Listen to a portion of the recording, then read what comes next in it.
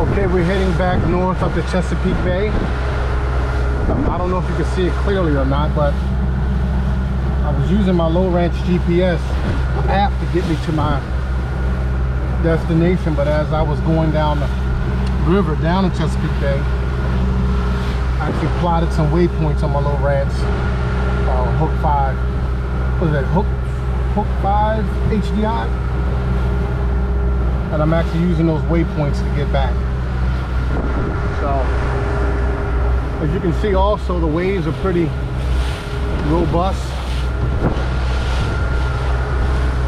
And I'm only cruising at like 10 miles per hour. I slowed down so I can get my GoPro all set up. I want to speed up a little bit, but just want to give a safety reminder for those who are just getting a boat like this, which is the Tracker Pro Guide 175 WT. I got 150 horsepower Mercury 4-stroke on it. It's a pretty solid, aluminum vessel. However, don't let that give you the illusion that you can't lose control. It's a heavy boat, yes, but you still got to respect these waves because they can make you lose control. So I think a safe cruising speed and 2-foot waves is like 20, 25 nautical miles. So and here I am talking and I'm going off course, so I got to turn left a little.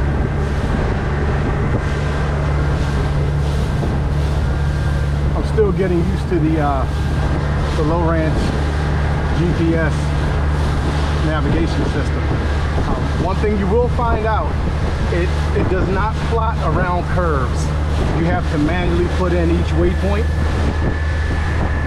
and following it accordingly. So every time you come to a body of a land mass, you have to turn any kind of angle or degree.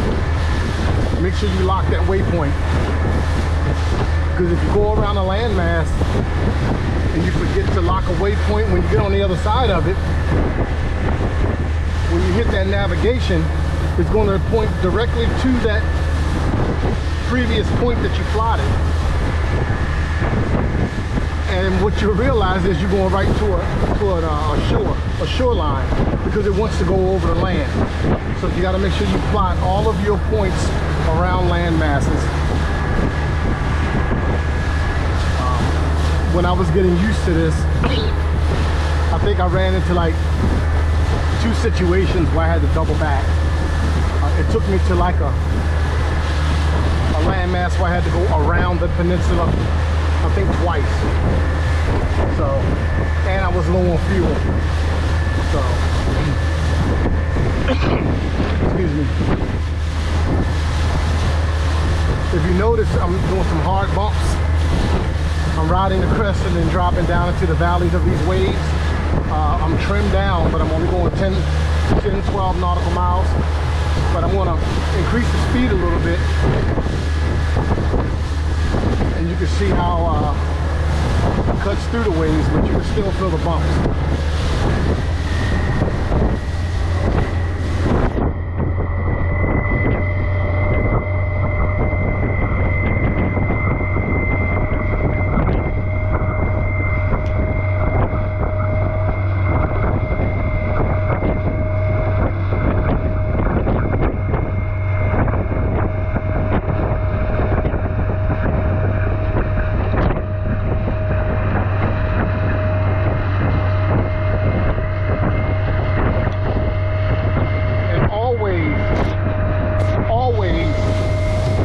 Kill switch,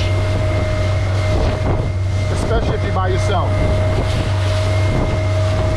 And for those who don't know what a kill switch is, I'm going to demonstrate it right here, going at 22 nautical miles.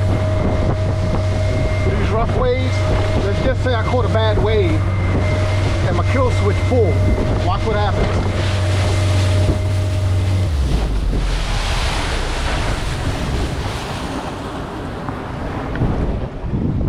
Right out of there, and I'm stopped.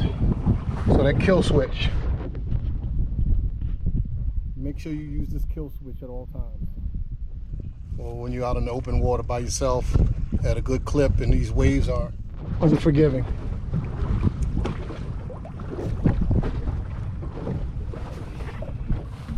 Kill switch if you don't want to be killed.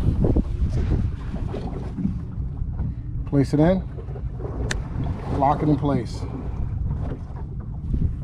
And if you get dislodged from this seat, it pulls and it shuts the engine off. Kill switch. There you go.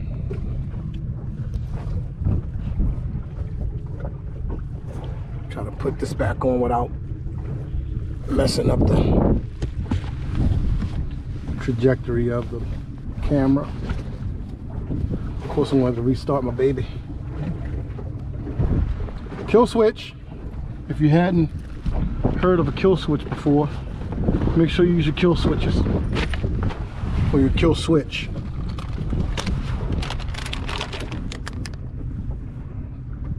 And stock up on that.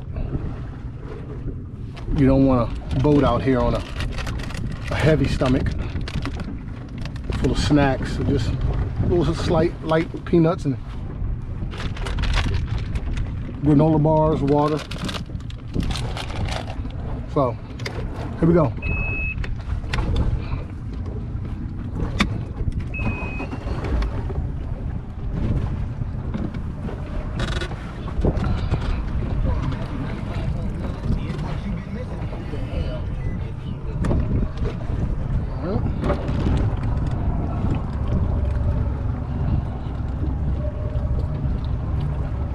Get back on course. Don't know if you can see it or not.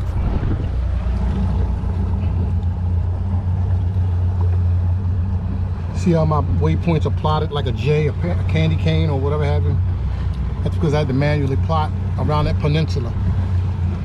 If I had only plotted this one here and then this one here,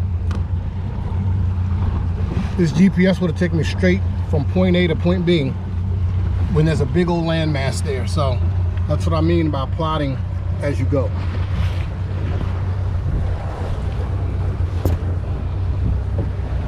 I wish there was a way that this mounted unit could plot your, picking up waves right here.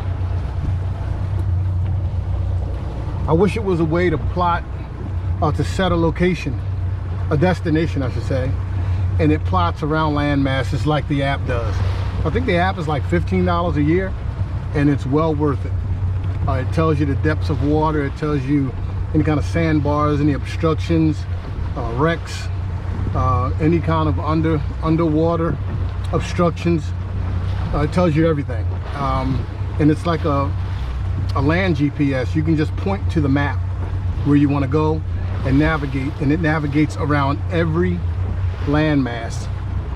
So if you are out there on the water and you're doing a lot of traveling, that would be a good investment. And also it says with this Lowrance device that's mounted, I'm setting the point to my next waypoint. It says, do not let this be your only source of navigation.